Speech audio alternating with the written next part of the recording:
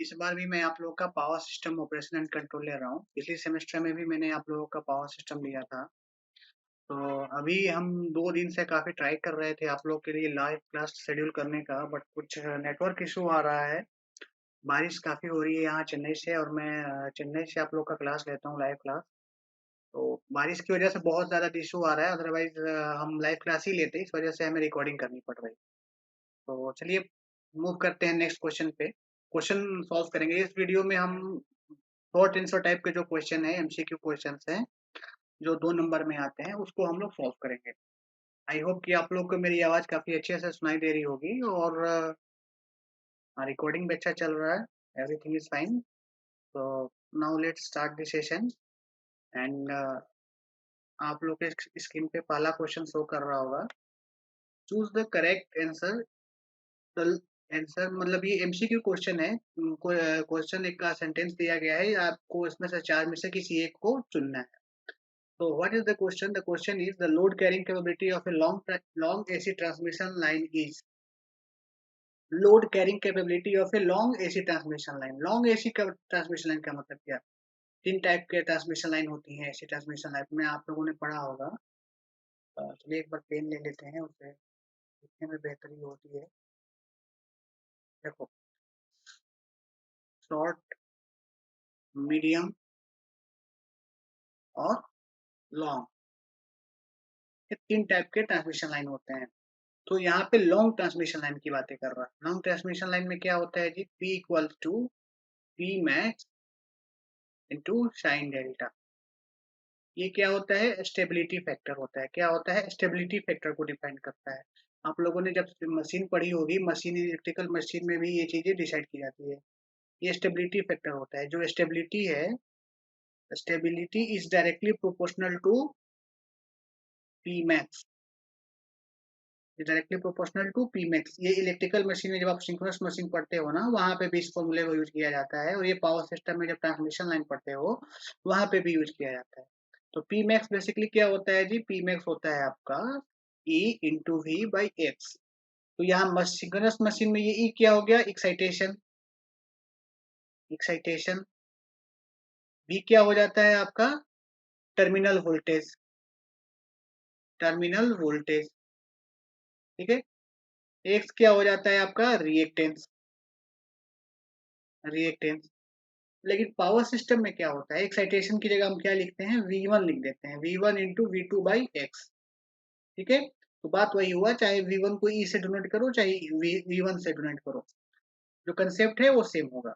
तो चलिए हम ऑप्शन पे देखते हैं। सडन, सॉरी, नेक्स्ट क्वेश्चन पे आ गया क्या?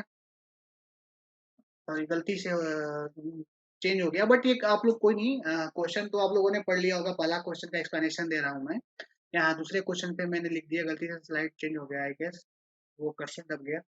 बट यही कंसेप्ट है पहले क्वेश्चन का। यहाँ पे हम क्या देखेंगे, इसका जो ऑप्शन दिया गया है, it is always limited by the conductor size. Conductor size का थोड़ा बहुत इफेक्ट पड़ता है, क्योंकि कंडक्टर का जो क्रॉस सेक्शन एरिया है ना, ये क्रॉस सेक्शन एरिया, ये एरिया जो है, अगर एरिया इंक्रीज करता है तो करंट कैरिंग कैपेबिलिटी क्या होती है? इंक्रीज हो जाती है। तो जब करंट कैरिंग कैपेबिलिटी इंक्रीज होती है तो हमारा पे भी इंक्रीज होता है। पर ये डायरेक्टली ऐसा नहीं बोल सकते आप, ये डायरेक्टली ऐसा नहीं बोल सकते, बट कंडक्टर साइज का भी एक इफेक्ट रहता है। आपने खुद देखा होगा घरों में, जब मोटा वायर आप यूज करते हो तो मोटा वायर की पावर कैरिंग कैपेसिटी क्या होती है? ज्यादा होती है। तो लेकिन ये आप डायरेक्ट रिलेशनशिप में नहीं बोल सकते हो। इसमें दूसरा ऑप्शन क्या है? Limited by stability consideration. Limited by stability consideration, yes, this is the best option. Stability consideration से क्या होता है? लिमिटेड होता है। जो स्टेबिलिटी कंसिडरेशन है वो एक इंपॉर्टेंट पार्ट प्ले करता है। क्यों करता है? यहाँ पर मैंने सारा एक्सप्लेनेशन दिया हुआ है कि इंपॉर्टेंट पार्ट क्यों प्ले करता है, ठीक है। तीसरा ऑप्शन क्या है आपका? Reduced at low ambient temperature. जो आपका लोड, पहले तो ये समझो कि लोड कैरिंग कैपेबिलिटी क्या होती है। लोड कैरिंग कैपेबिलिटी क्या है? लोड का मतलब क्या? मेगा मेगावाट या एमवीए डिमांड। लोड का मतलब क्या होता है? मेगावाट या एमवीए। जैसे हम बोलते हैं कि 10 वाट का बल्ब है, तो 10 वाट का बल्ब का क्या मतलब? लोड है वो। लोड है, उसको कैसे हम डिनोट कर रहे हैं? 10 वाट। 10 वाट का मतलब एक्टिव पावर। ठीक वैसे ही लोड का मतलब क्या हुआ, जो हमारा मेगावाट है या एमवीए रेटिंग है उसकी बातें कर रही हैं। तो लोड कैरिंग कैपेबिलिटी मतलब कि जो उसका पावर कितना मैक्सिमम पावर कैपेबल है उसको देने में लोड को, वो होता है आपका लोड कैरिंग कैपेबिलिटी। एक ट्रांसमिशन लाइन है, अगर ये ट्रांसमिशन लाइन है, अगर थ्री फेज ट्रांसमिशन लाइन है, ये इस ट्रांसमिशन लाइन के थ्रू कितना लोड ट्रांसफर किया जा सकता है एक बस से दूसरे बस तक।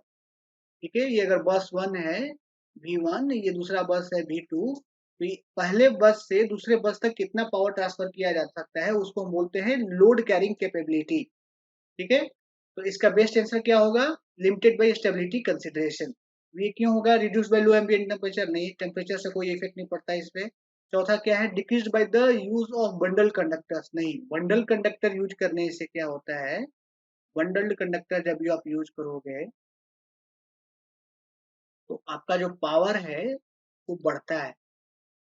बंडल कंडक्टर यूज करने से आपका जो पावर है वो क्या होता है, बढ़ता है। ठीक है, पावर क्यों बढ़ेगा, क्योंकि जब बंडल कंडक्टर यूज करोगे तो आपका, चलो इसको बाद में सोच पढ़ेंगे, नहीं तो अदरवाइज मैं बहुत ज्यादा डिप में चला जाऊंगा, आप लोग कंफ्यूज होने लग जाओगे। ये सिंपल सा क्वेश्चन है, इसको सिंपल तरीके से ही हम लोग समझते हैं। तो इसका आंसर क्या होगा, दूसरा। ठीक है, क्या होगा इसका आंसर, दूसरा।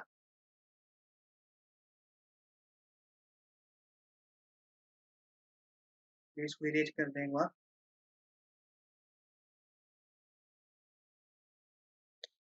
यहाँ पे इरेजर का ऑप्शन कहाँ आता है, all in on this side. Okay, now it is erased, so इसका बेस्ट आंसर क्या हो गया, दो। अब देखो, transient disturbances are caused by, transient disturbance, आप लोगों ने नेटवर्क थ्योरी पढ़ी होगी, नेटवर्क थ्योरी में आप लोग पढ़े होंगे कि ट्रांजिएंट के बारे में, ट्रांजिएंट क्या होता है। ठीक है, तो ट्रांजिएंट क्या होता है, देखो आप लोग पावर सिस्टम में पढ़ोगे तो एक आता है, पावर सिस्टम में आगे मैं जब बताऊंगा तो एक होता है सब ट्रांजिएंट स्टेट, सब ट्रांजिएंट स्टेट,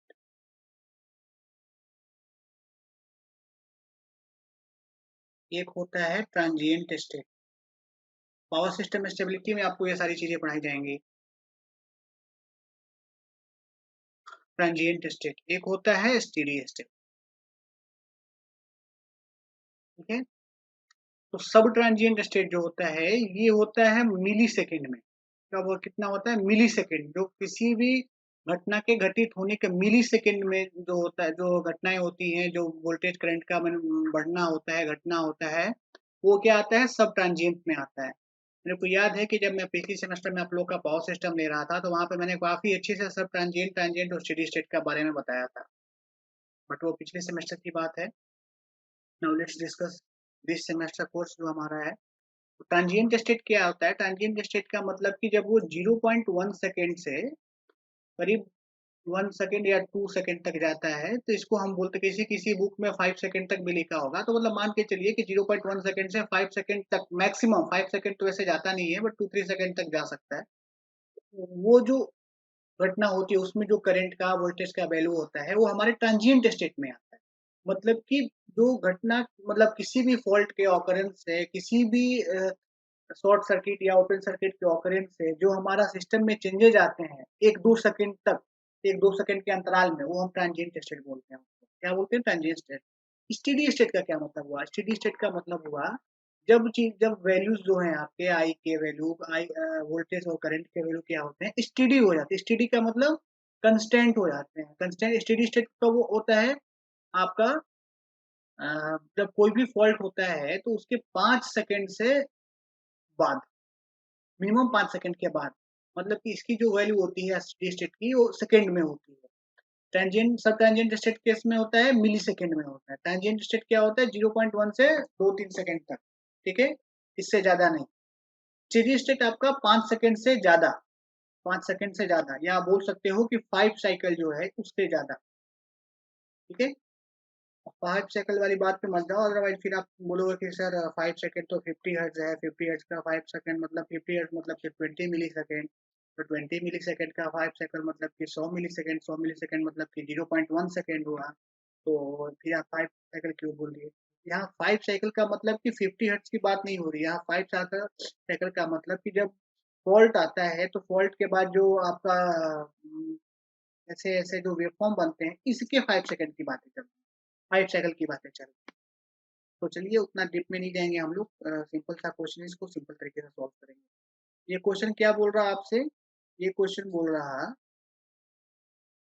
ये sudden load changes switching operations fault in power system, all of the above होगा। क्यों ऑल ऑफ दी अबव होगा, देखो ऑल ऑफ दी अबव क्यों होगा, ट्रांजिएंट डिस्टर्बेंस क्यों होता है, सडन लोड चेंज, बिल्कुल सडन। आप घर में भी देखो, अगर अचानक से आप अगर थर्मल कोई भी हीटर वगैरह चला दोगे तो क्या होता है, थोड़ा सा हल्का सा वोल्टेज फ्लक्चुएशन होता है या बल्ब के फ्लिकरिंग होती है।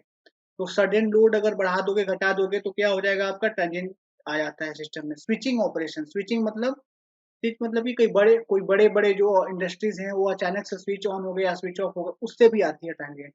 फॉल्ट हो गया अचानक से, कहीं पे शॉर्ट सर्किट हो गया, कहीं पे आंधी पानी का मौसम है, मान लो जैसे अभी मेरे यहाँ चेन्नई में बारिश हो रही है, तो बारिश के मौसम में कहीं कोई पेड़ गिर गया वायर पे, ट्रांसमिशन लाइन पे, तो क्या हो गया, शॉर्ट हो जाता है। उसकी वजह से भी क्या होती है, ट्रांजिएंट डिस्टर्बेंस क्रिएट होते हैं। तो इसका आंसर क्या होगा, four, all of the above. Answer क्या होगा, all of the above. So now let's move to the next question. Next question क्या है हमारा, the stability of power system is not affected by, जो स्टेबिलिटी है power system की उस किस चीज पे डिपेंड नहीं करती है। जनरेटर रिएक्टेंस बिल्कुल डिपेंड करती है, लाइन रिएक्टेंस बिल्कुल डिपेंड करती है, लाइन लॉस नहीं, लाइन लॉस पे डिपेंड नहीं करती है, एक्साइटेशन ऑफ जनरेटर बिल्कुल डिपेंड करता है। अभी मैंने आप लोग को बताया कि पी क्या होता है, P max into sine delta, sine delta मतलब कि इसको कैसे लिखोगे, E into V by X sine delta, ठीक है। ई क्या हो गया आपका, एक्साइटेशन, एक्साइटेशन पे डिपेंड करता है, एक्साइटेशन ऑफ जनरेटर बिल्कुल देख लिया आपने यहाँ पे, ई मतलब क्या, एक्साइटेशन पे डिपेंड करता है।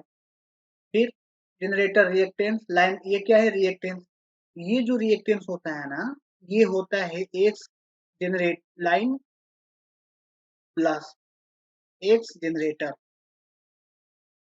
मतलब कि अगर ये कोई बस है, यहाँ पे ऐसे जनरेटर कनेक्टेड है, ठीक है, और ये आपका ट्रांसमिशन लाइन जा रही है, X1 X2, ये बस 1 हो गया, ये बस 2 हो गया, ये आपका जनरेटर है, इसका क्या हो गया, XG हो गया, ठीक। ये आपका नोड बस मान लिया आपने, या कोई भी नाम दे दो इसको, नहीं, और यहाँ पे जब आप x का कैलकुलेशन करोगे, इस वाले x का, तो ये x टोटल क्या हो जाएगा आपका, x टोटल जो है वो उसको लिखोगे आप x1 parallel x2 plus xg। ये जो x है, इसका जो वैल्यू होगा वो क्या होगा, x1 parallel x2 plus xg। तो ये क्यों पैरेलल क्यों होगा, क्योंकि ये दोनों पैरेलल में है। तो पैरेलल का मतलब कि x1 x2 divided by x plus x2 plus xg, इसका जो वैल्यू होगा वो होगा x का। तो इससे आपको क्या पता चला, यहाँ पे xg है, मतलब कि जनरेटर रिएक्टेंस पे क्या होता है, डिपेंड करता है। लाइन रिएक्टेंस पे भी डिपेंड करता है, लाइन रिएक्टेंस क्या है यहाँ पे, ये लाइन रिएक्टेंस क्या है, एक्सेल जो है, ये एक्सेल क्या है, x1 x2 का जो पैरेलल कॉम्बिनेशन निकालोगे, ये क्या हो जाएगा, लाइन रिएक्टेंस हो गया। तो इस पे डिपेंड करता है, एक्साइटेशन पे डिपेंड करता है, तो इसका आंसर क्या होगा, 3। लाइन लॉस है, उस पर डिपेंड नहीं करता है। Equal area criteria gives the information regarding, अभी इक्वल एरिया क्राइटेरिया पे मैं आप लोग को क्वेश्चन सॉल्व कराऊंगा, तब हम लोग इसके इसके बारे में काफी अच्छे से डिटेल समझेंगे। तो अभी आपको क्या समझने की जरूरत है कि बस इसका आंसर क्या होगा, वो क्योंकि इसमें एक लॉन्ग टाइप क्वेश्चन में आपको एक इक्वल एरिया क्राइटेरिया सा क्वेश्चन आया हुआ है, वहां पे काफी अच्छे से मैं आपको समझाऊंगा, तब आपको सारा अच्छा कंसेप्ट हो जाएगा। तो यहाँ पे आप जान लीजिए कि इक्वल एरिया क्राइटेरिया है वो क्या, किस चीज के बारे में डिस्कस करता है, वो स्टेबिलिटी के लिए होता है। स्टेबिलिटी किस चीज की, एब्सोल्यूट स्टेबिलिटी की। तो इसका आंसर क्या होगा, एब्सोल्यूट स्टेबिलिटी, जो क्या है ऑप्शन नंबर 2, ठीक है, ऑप्शन नंबर 2 एब्सोल्यूट स्टेबिलिटी, ठीक है।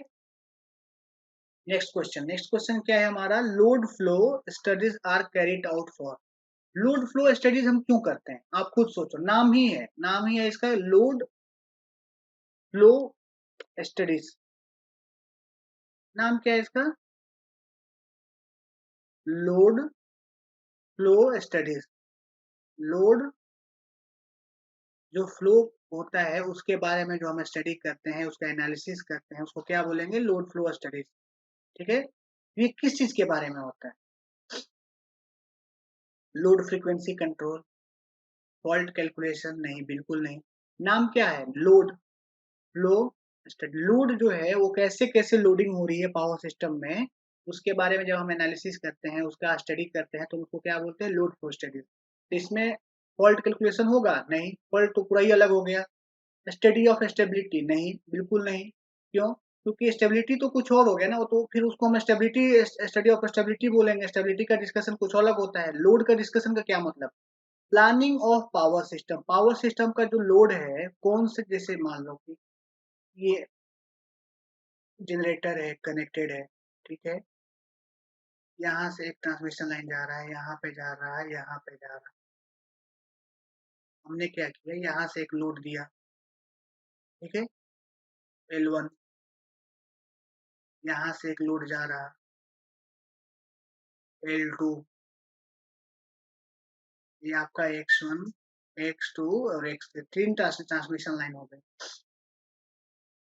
यहाँ पे हम क्या कर रहे हैं, यहाँ पे भी एक डायरेक्ट लोडिंग, यहाँ से एक ट्रांसमिशन लाइन को ऐसे बना के फीडर बना दिया हमने, और फीडर यहाँ से फिर डायरेक्ट लोड दे रहे हैं, L3। अब आप बताओ, इसको जब स्टडी करना होगा तो आप कैसे स्टडी करोगे? लोड फ्लो एनालिसिस से ही करोगे।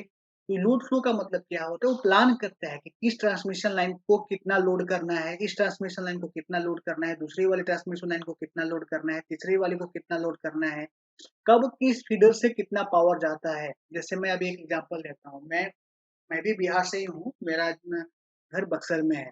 तो जब हमारे यहाँ बक्सर में जब धान की रोपनी का टाइम आता है, मतलब तकरीबन बरसात का समय, जो अगस्त का महीना होता है, वहाँ पे क्या होता है, इलेक्ट्रिसिटी वाले, जो आप अखबार में पढ़ेंगे तो अखबार वाले बोलते हैं कि जो कृषि वाला फीडर है, जो इरिगेशन वाला फीडर है, उसमें लाइन की सप्लाई हर 24 घंटे रखती है। तो 24 घंटे क्यों रखते हैं? क्योंकि वहां से क्या होता है कि लोग पंपिंग सेट चलाते हैं, बोरिंग। पंपिंग सेट चलाने से क्या करते हैं, वो अपना धान की रोपनी करते हैं, दिन रात धान की रोपनी की काम चलता है। पानी की जरूरत पड़ती है धान की खेती के लिए, आप लोग को पता होगा, क्योंकि आप लोग भी शायद बिहार से ही हैं। तो जब पानी चाहिए तो पंपिंग सेट लेना पड़ेगा। पंपिंग सेट कैसे चलेगा? इलेक्ट्रिसिटी से। तो इलेक्ट्रिसिटी कैसे आएगी? उस फीडर से। तो फीडर का मतलब क्या हुआ? फीडर का मतलब कि जो अलग अलग ट्रांसमिशन लाइन, जो सब स्टेशन से जो लोड तक ट्रांसमिशन लाइन होता है, उसको हम फीडर बोलते हैं। सब स्टेशन से, याद करिए, सब स्टेशन से लोड तक जो ट्रांसमिशन लाइन का इस्तेमाल करते हैं, उसको हम क्या बोलते हैं? फीडर बोलते हैं।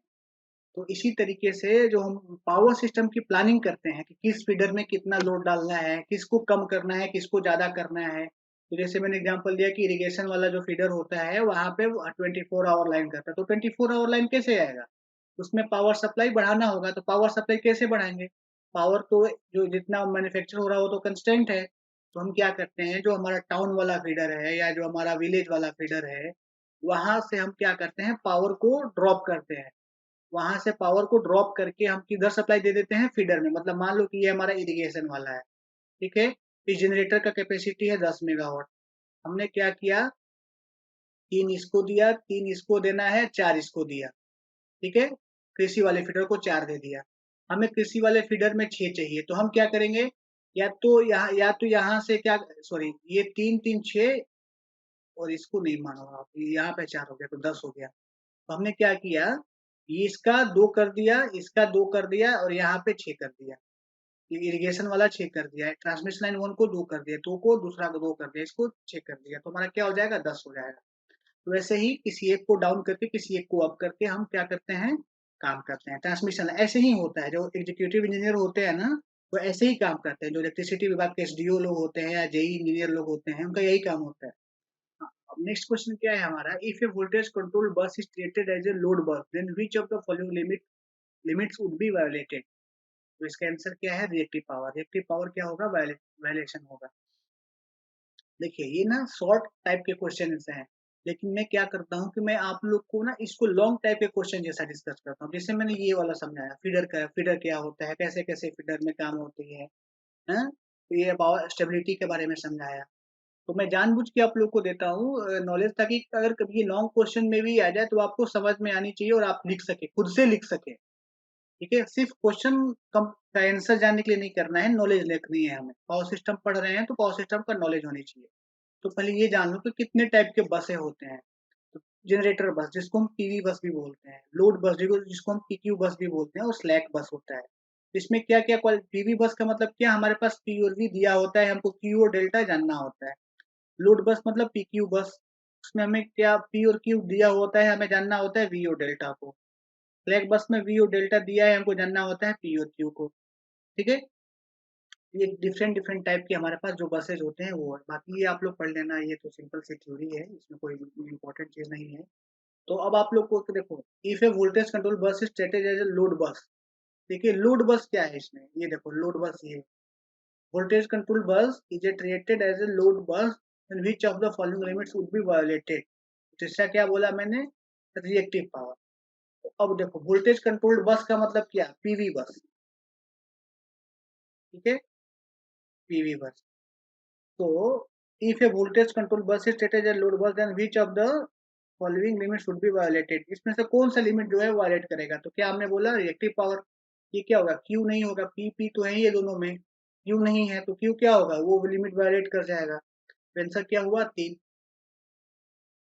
बाकी आप लोग पढ़ लोगे इसको, जो थ्योरी दी हुआ थ्योरी आप लोग खुद से पढ़ लेना, वो ऐसे भी आप लोग को शेयर हो जाएगा आपका पीपीटी, आप लोग उससे भी पढ़ सकते हैं। नेक्स्ट क्वेश्चन क्या है, compare to Gauss Seidel method Newton Raphson method takes. देखिए गॉस सिडल मेथड और न्यूटन रेफसन मेथड्स के बारे में आप लोग को पढ़ना होगा। यहाँ पे मैंने क्या किया है कि उसका दोनों का डिटेल्ड डिफरेंसेस बता दिए हैं। अगर ये लॉन्ग टर्म लॉन्ग टाइप में भी आता है क्वेश्चन, अगर इतना लिख देते हो इस तरीके से, तो आपको कोई डाउट नहीं है, आपको फुल में फुल मार्क्स मिल जाएगा। मैं यहाँ पे आपको समझा देता हूँ कि इसमें करना क्या होता है। देखो ये न्यूटन रेफसन जो मेथड है, ये क्या होता है ना, ये फास्ट मेथड होता है। क्या होता है, फास्ट मेथड होता है। ये क्या होता है, ये स्लो होता है। ठीक है, स्लो होता है। ये क्या होता है, फास्ट होता है। तो फास्ट होता है और कम्प्लेक्स होता है। ठीक है, तो जब फास्ट होगा कम्प्लेक्स होगा तो इसमें लेस इटरेशन चाहिए होते हैं। इटरेशन का मतलब क्या, स्टेप। ठीक है, स्टेप कम स्टेप में, जैसे हम आप लोग क्वेश्चन मैथमेटिक्स के सॉल्व करते हो, लिखते हो ना स्टेप 1, स्टेप 2, स्टेप 3, ऐसे ही इसी को हम इटरेशन बोलते हैं। ठीक है, एग्जैक्टली यही डिफिनेशन नहीं होता इटरेशन का, बट आप लोग समझ जाओगे। आप लोग अगर बीटेक थर्ड ईयर में पढ़ रहे हो इलेक्ट्रिकल इंजीनियरिंग, तो अभी तक आप लोग को इटरेशन का मतलब समझ में आ गया होगा। ठीक है, इटरेशन के बारे में अगर आप नहीं जानते तो फिर क्या ही मतलब, इंजीनियरिंग करने का कोई मतलब नहीं रहा उसका। तो लेस इटरेशन में क्या होता है, क्योंकि कम्प्लेक्स होता है फास्ट होता है, तो ये लेस इटरेशन में क्या होता है, ये आपको सॉल्यूशन प्रोवाइड कर देता है। ठीक है, गैस गॉस सीडल मेथड क्या करता है, स्लो होता है, लेस कम्प्लेक्स होता है, कम्प्लेक्सिटी कम होती है इसमें। और तीसरी चीज क्या है इसका, ये ज्यादा इटरेशन लगते हैं इसमें, क्या है, मोर इटरेशन। मोर इटरेशन इसमें स्टेप्स ज्यादा लगते हैं, तब जाके ये आपको ऑप्टिमम सॉल्यूशन या ऑप्टिमम वैल्यू तक पहुंचाता है। क्या पहुंचाता है, ऑप्टिमम वैल्यू। ठीक है, ऑप्टिमम रिक्वायरमेंट जो है, या जो टॉलरेंस लेवल है, वहां पे पहुंचाता है क्या, गॉस सिडल। हाँ, तो अब क्या हुआ हमारा, ये सारे जो पॉइंट्स मैंने बताया ना, इसी चीज को यहाँ पे लिखा हुआ है। अब आप लोग इसको पढ़ लोगे खुद से भी। ये जब कम्प्लेक्स है, कौन सा कम्प्लेक्स है, न्यूटन रेफसन मेथड। तो जब कम्प्लेक्स होगा तो इसका क्या होगा, मेमोरी ज्यादा लगेगा, इसलिए सेव करने के लिए। ठीक है, ये जब कम्प्लेक्स नहीं है तो इसमें मेमोरी क्या होगा, गॉस सिडल में कम होगा। ठीक है, ये सारी चीजें यहाँ पे load flow equations are non linear. देखो गॉस सिडल में जो क्या है कि non linear in rectangular coordinates. Rectangular coordinates का मतलब क्या, x plus y j, x i plus y j. Polar coordinates का मतलब क्या होता है, मान लो आपको कोई वैल्यू दे दिया ए, एंगल थीटा, ये होता है पोलर कोऑर्डिनेट, ये होता है रेक्टेंगुलर कोऑर्डिनेट। न्यूटन रेफसन में क्या बोला, load flow equations are non linear in polar coordinate, non linear होते हैं बट ये पोलर कोऑर्डिनेट्स में होते हैं, ठीक। It has a linear convergence characteristics, linear convergence characteristic है, इसका क्या है, क्वाड्रेटिक कन्वर्जेंस कैरेक्टरिस्टिक है, ये डिफरेंसेज हैं इसके। लेस मेमोरी रिक्वायरमेंट, यहाँ पे मोर मेमोरी रिक्वायरमेंट, जो मैंने बताया आप लोगों को। कंप्यूटेशन टाइम पर इटरेशन इज लेस, पर इटरेशन मतलब पर स्टेप जो इसका टाइम है वो क्या है, लेस है। पर स्टेप का टाइम लेस क्यों है, क्योंकि ये कम्प्लेक्स नहीं है। जैसे आप सोचो 5535 7 2 3 8 ऐसे करके गुणा करोगे किससे, 3 7 8 2 3 9, ये क्या है, कम्प्लेक्स है। तो इसको गुणा करने में आपको थोड़ा ज्यादा टाइम लगता है, इसके लिए जो मेमोरी की रिक्वायरमेंट है वो ज्यादा होती है। लेकिन अगर मान लो कोई बोले कि 35 × 35 गुणा करो, ये जल्दी हो जाएगा, ये आपको पता है कि ये 1225 होगा, ठीक है। तो इसी तरीके से गॉस सीडल और न्यूटन-रैप्सन है। Require large number of iteration to reach convergence, इसमें large number of iteration require होते हैं कन्वर्जेंस पे जाने के लिए। Total time taken to get convergence is high, time obvious सी बात है, जब स्टेप ज्यादा होंगे तो टोटल टाइम टेकन भी क्या होगा, ज्यादा होगा। The number of iteration required to get convergence increases with size of the system of that is number of, हाँ, अगर ज्यादा, मान लो कि यहाँ पे हमने पाँच पाँच पाँच 1 2 3 4 5 6 7 7 नंबर्स का मल्टीप्लाई किया, अगर मान लो 11 नंबर करेंगे, 13 नंबर का मल्टीप्लीकेशन करेंगे तो ज्यादा टाइम लगेगा, ठीक है। ऐसे भी यहाँ पे भी होता है, जितना ज्यादा नंबर ऑफ बस होंगे उतना ज्यादा इटरेशन होते जाएगा आपका, वो इंक्रीज करते जाएगा। यहाँ पे क्या है कि the number of iteration is independent of the size of the system. Newton Raphson method का जो है इटरेशन, जो है नंबर ऑफ इटरेशन, वो नंबर ऑफ बस से इंडिपेंडेंट होता है, ये काफी इंपॉर्टेंट पॉइंट है।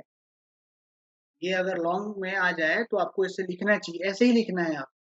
कितने पॉइंट हो गए, 1 2 3 4 5 6 7 8 9, 9 पॉइंट लिख दो, काफी है, 4 5 नंबर तो ऐसे मिल जाएंगे इससे आपको, minimum. As the selection of slack bus is change, the convergence criteria also change, इसमें स्लैक बस को अगर आप चेंज कर देते हैं तो कन्वर्जेंस क्राइटेरिया भी चेंज हो जाती है। इसमें क्या है, the convergence criteria is independent of the selection of slack बस, इसमें स्लैक बस से कोई लेना देना ही नहीं होता, इंडिपेंडेंट होता है। Unreliable convergent less accurate and use for smaller system, ये क्या होता है, इसका रिलायबिलिटी थोड़ी कम होती है, लेस एक्यूरेट, एक्यूरेसी भी कम होती है इसकी, ये भी इंपॉर्टेंट पॉइंट है। Used for a smaller system, used for a smaller system, ये क्या है, रिलायबल ज्यादा होता है, एक्यूरेसी इसकी ज्यादा होती है। It can be use for large power system, इसलिए अधिकांशतः अगर आप देखोगे तो आज के टाइम में न्यूटन रेफसन मेथड ही यूज किए जाते हैं, क्योंकि इसकी एक्यूरेसी क्या है, ज्यादा है, ठीक है। बड़े बड़े पावर सिस्टम में इसको यूज करते हैं।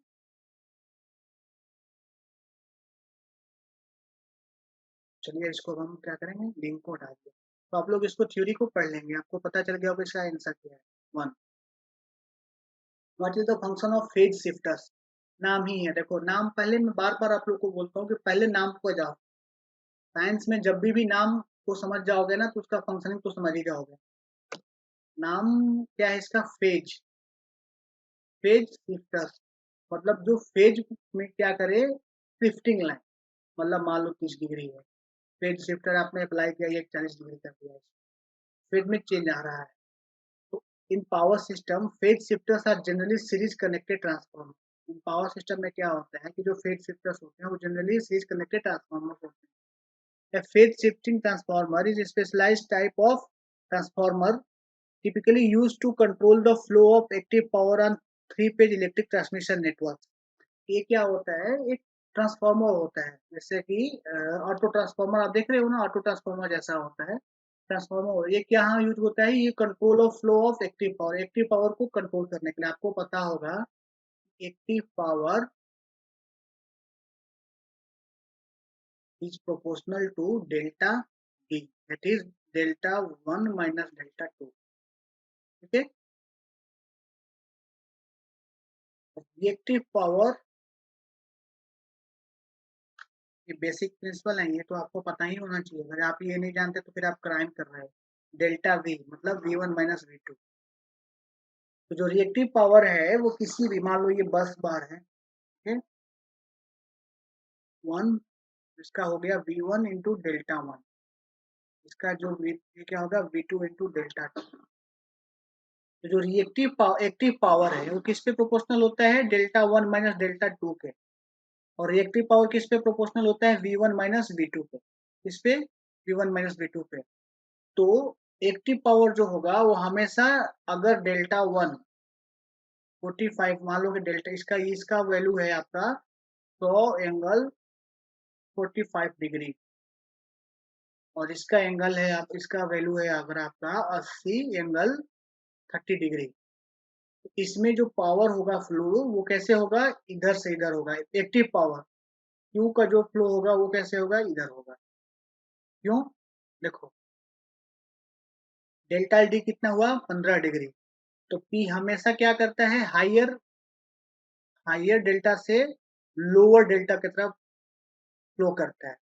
और क्यू किधर फ्लो करता है, हाइयर वी मैग्नीट्यूड, जिस बस का हाइयर वोल्टेज है उधर से, सॉरी सॉरी इसका 80 बोला ना मैंने, 80 है तो मतलब इसमें भी क्यू इधर ही फ्लो करेगा।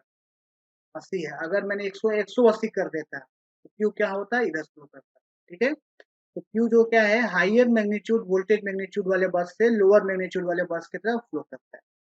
ये कंसेप्ट आपको जानना चाहिए, ये बेसिक कंसेप्ट है। ठीक है, it does so bye regulating the voltage phase angle difference between two nodes. ये क्या क्यों करता है, कैसे कर पाता है ऐसा, कि वोल्टेज जो है उसका फेज एंगल डिफरेंस को टू नोड्स के बीच को उसको रेगुलेट करते से क्या कर सकता है, पावर को कंट्रोल करता है। जैसे मैंने अभी यहाँ पे समझाया आप लोगों को सारी डिटेल में। एक बार समझ में ना आए तो दोबारा वीडियो को पॉज करके फिर दोबारा देखो, समझ में आ जाएगा कि पी जो है वो हायर एंगल से लोअर एंगल के वाले बस की तरफ मूव करता है। क्यू जो है वो हायर वोल्टेज वाले मैग्नीट्यूड से लोअर वोल्टेज वाले मैग्नीट्यूड की तरफ मूव करता है। The principle relies on phase shifted voltage source injection on the line by series connected transformer which is fed by shunt transformer. The construction of the shunt and series transformer use the phase shift. ये तो आप normal सी चीज है, आप उसको पढ़ के भी समझ जाओगे, बेसिक थ्योरी है, थ्योरी को कहीं समझाना, ये तो आप लोग खुद से भी पढ़ के समझ जाते हैं।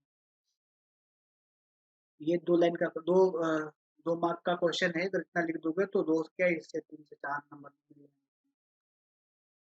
कोई ना, मैंने आपको प्रॉपर कंटेंट दिया है।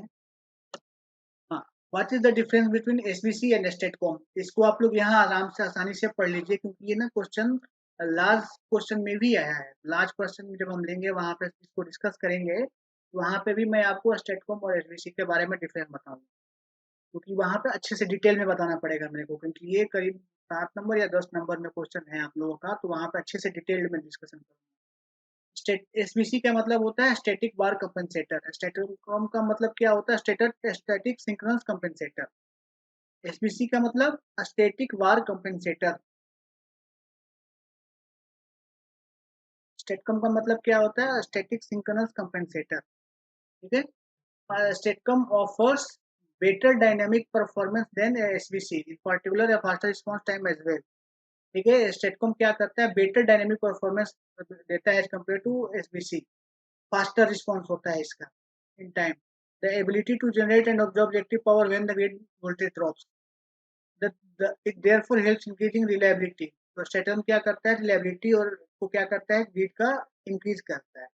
इसके कंपेरिजन में एसबीसी में उनके जो यहाँ पे डिफरेंसेज हैं, फास्टर होता है स्टेट काम, कॉस्ट ज़्यादा ही होगा, ज़्यादा होगा, लॉस भी ज़्यादा होता है, बेटर कैरेक्टरिस्टिक्स होते हैं इसके, कंस्टेंट करंट कैरेक्टरिस्टिक होते हैं, interface with real power source like battery, fuel cell और जैसे, स्मॉलर इन साइज होता है, इसका बिगर इन साइज होता है एसबीसी।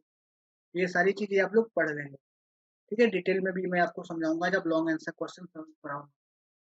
हाँ, ये देखो क्या बोल रहा है, what are the methods of neutral grounding. देखो मेरे को याद है, ये मैं पिछले सेमेस्टर में भी आप लोग को अच्छे से बताया था, न्यूट्रल ग्राउंडिंग के मेथड्स क्या होते हैं, काफी अच्छे से समझाया था, मेरे को याद है, पूरा याद है मुझे। तो देखो इसमें क्या होता है, एक सॉलिड ग्राउंडिंग होती है, रेसिस्टेंस ग्राउंडिंग होती है, रिएक्टेंस ग्राउंडिंग होती है, एक होता है Petersen coil arc suspension grounding होती है। देखो सॉलिड ग्राउंडिंग का मतलब न्यूट्रल से कुछ नहीं, बस एक तार लगाया, अर्थ को लगा दिया। रेसिस्टेंस ग्राउंडिंग का मतलब क्या होता है, एक रेसिस्टेंस लगा दिया, किसमें, न्यूट्रल पॉइंट से अर्थ के बीच में। ठीक, तो ये देखो आई क्या होगा, आई इक्वल्स टू होता है वी बाई आर। यहाँ पे सपोज करो वी एन है कोई वोल्टेज, यहाँ पे क्या है वी एन है, यहाँ पे आर कुछ हुआ है नहीं, वी एन बाई आर अगर जीरो हो गया आपका तो करंट का वैल्यू क्या हो जाता है, बहुत ज्यादा। यहाँ पे करंट का वैल्यू बहुत ज्यादा हो जाता है, तो कई बार ये ना पिघल जाता है ये जो वायर है। इस करंट को लिमिट करने के लिए, इस वाले करंट को हम क्या करते हैं, लिमिट करने के लिए क्या करते हैं, आर का यूज करते हैं। अब ये आर आ गया तो क्या होगा, ये करंट का वैल्यू कम हो जाएगा। मतलब अगर मान लो V 10 वोल्ट है, R का वैल्यू 2 ओम है, तो Y क्या हो जाएगा? 5 एम्पियर हो गया। कम हो गया I का वैल्यू। अगर 2 से 4 कर दिए तो, अगर मान लो 2 से 4 कर दिए तो ये क्या हो जाएगा? 2.5 हो जाएगा एम्पियर। ठीक है। पर इसमें नुकसान क्या होता है कि ऐसा करने से, कि जब आप R यूज करोगे तो R क्या है? रेसिस्टेंस है, तो ये क्या करेगा? पावर लॉस होगा इसमें, आई स्क्वायर आर पावर लॉस। ठीक है। क्या होगा? आई स्क्वायर आर पावर लॉस होगा आर के यूज करने से। इसलिए हम क्या करते हैं? रिएक्टेंस यूज करते हैं। क्या करते हैं? रिएक्टेंस यूज करते हैं। अब देखो हमने क्या किया, यहाँ पे रिएक्टेंस यूज कर दिया। क्या किया? रिएक्टेंस यूज कर लिया। यहाँ पे क्या किया? रिएक्टेंस यूज कर लिया। तो इससे क्या होता है कि रिएक्टेंस जो है वो पावर ऑब्जॉर्ब नहीं करता है। Reactance doesn't have I square R, और आइडियल रिएक्टेंस है तो, क्योंकि आइडियल में ही आर का वैल्यू 0 होता है, रिएक्टेंस। ठीक है। तो ये क्या होगा कि V को जब लिखोगे तो I बाई जेड लिखोगे, तो जेड मतलब क्या? R अगर 0 है तो क्या हो जाएगा? ये I बाई एक्स हो जाएगा। तो एक्स की वजह से, सॉरी, V बाई एक्स हो जाएगा। आप लोग को भी ध्यान देना है इन सब चीजों पे। आई मतलब current, current equal to voltage by impedance. तो ये क्या हो गया? एक्स हो गया। एक्स का वैल्यू अगर बढ़ेगा तो करंट का वैल्यू घटेगा। लेकिन इससे बेनिफिट क्या होता है कि इसमें आई स्क्वायर आर लॉस या पावर लॉस नहीं होता है, तो पावर का क्या होता है? हमारा सेविंग होती है। इस वजह से हम क्या करते हैं? रिएक्टेंस यूज करते हैं। ये कहाँ जनरल यूज किया जाता है? ये बेसिकली यूज किया जाता है जनरेटर्स में।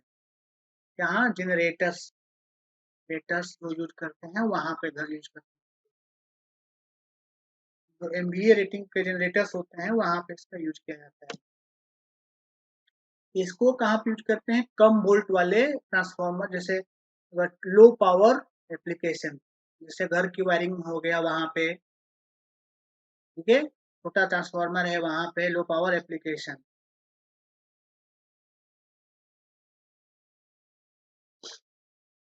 Arc suspension coil. अब देखो ये ये इसको समझ, इसमें क्या है कि कई बार ना कैपेसिटिव लोड कनेक्टेड होता है ट्रांसमिशन लाइन में, जैसे यहाँ पे दिया हुआ।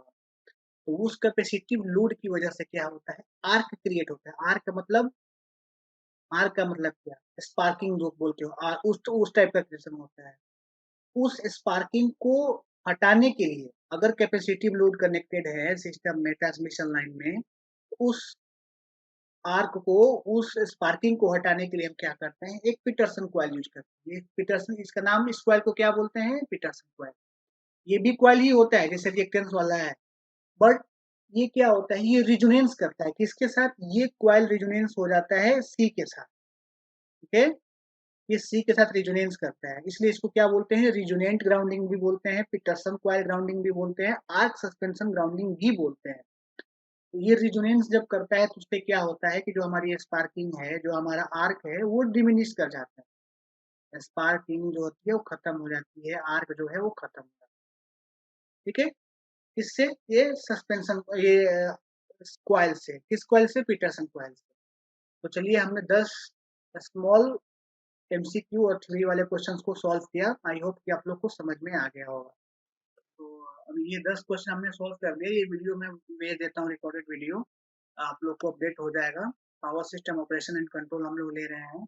अभी वो नेटवर्क से बहुत ज़्यादा रिकॉर्डिंग नहीं हो पाया आज, वजह से एक बार इसको अपलोड करवाते हैं, फिर हम लोग इसको जल्दी से कंप्लीट करेंगे, ताकि कम से कम 10-15 दिन का टाइम। चलिए, thank you. We will meet again.